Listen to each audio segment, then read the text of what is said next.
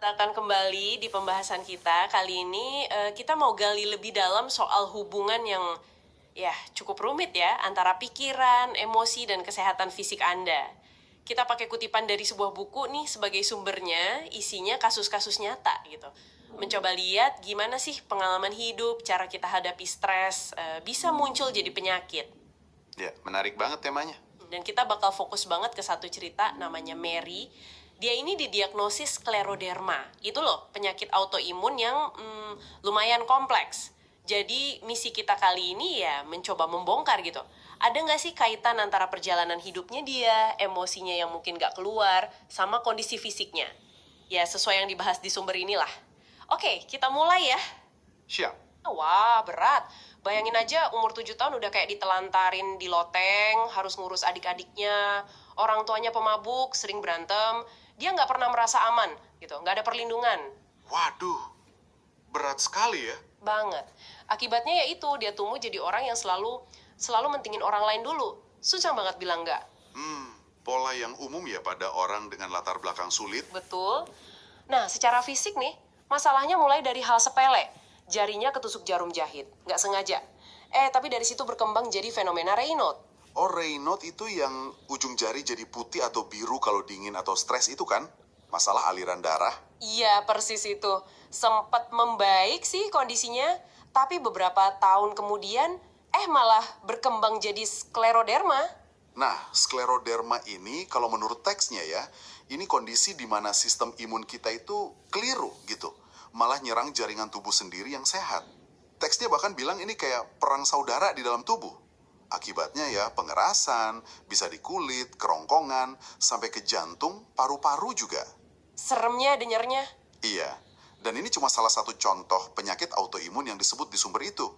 Ada juga lupus, artritis reumatoid, banyaklah. Yang menarik, teks ini menyoroti gimana dokter itu seringnya fokus ke faktor biologis. Genetik mungkin, ya standar medis lah. Tapi penulisnya ini punya argumen lain. Dia bilang, pengalaman hidup Mary tadi, beban tanggung jawab dari kecil, kurangnya dukungan emosi, nggak bisa marah, nggak bisa bilang butuh apa, itu jangan-jangan faktor penting juga. Faktor yang sering kelewat gitu dalam diagnosis biasa. Nah, ini dia nih intinya. Penulisnya ngenalin gagasan kalau represi emosi yang kronis itu loh, nggak bisa bilang nggak, neken terus perasaan atau kebutuhan sendiri demi orang lain, itu sendiri adalah bentuk stres yang signifikan buat tubuh. Malah penulisnya bilang gini, ini bagian yang sangat menarik. Kalau orang nggak bisa bilang tidak pakai mulutnya, mungkin tubuhnya yang akhirnya bilang tidak, lewat penyakit. Wah, dalam banget ya cara pandangnya.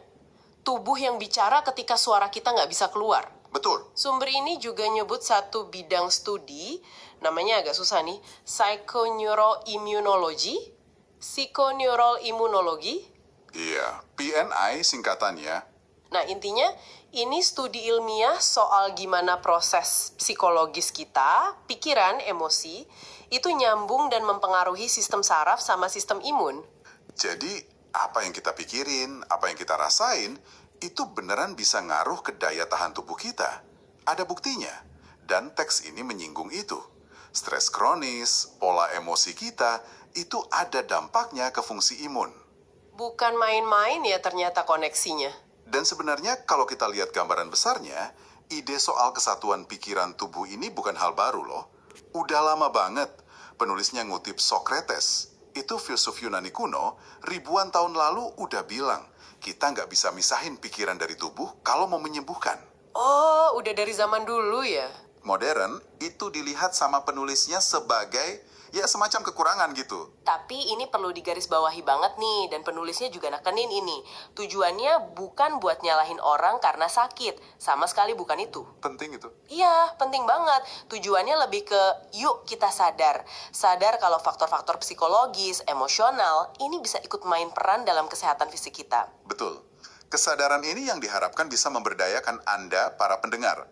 Dengan sadar, kita bisa milih untuk merespons kondisi hidup kita dengan cara baru. Nggak cuma bereaksi otomatis aja pakai pola lama yang mungkin nggak kita sadari. Ya, ini soal jadi lebih aktif lah dalam kesehatan kita sendiri. Paham kalau ada hubungan erat antara apa yang di pikiran dan apa yang di tubuh. Jadi lebih proaktif ya? Iya. Tentu ini jadi mikir ya. gimana caranya kita bisa lebih peka sama hubungan ini di diri kita masing-masing. Jadi kesimpulannya apa nih dari cerita Mary ini?